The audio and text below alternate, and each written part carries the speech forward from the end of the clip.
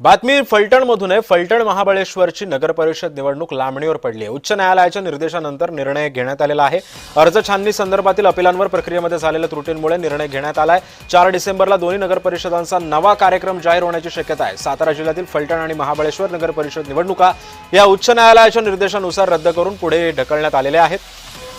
अर्ज छाननी संदर्भामध्ये दाखल झालेल्या अपीलांवर प्रक्रियेमध्ये झालेल्या त्रुटींमुळे हा निर्णय घेण्यात आलेला आहे। आणि या संदर्भामध्ये अधिक माहिती देतात आमचे साताऱ्याचे प्रतिनिधी प्रकाश शिंदे सध्या आपल्यासोबत आहे। प्रकाश, न्यायालयाच्या निर्णयानंतर फलटण आणि महाबळेश्वरची निवडणूक लांबणीवर पडली आहे, काय माहिती आहे?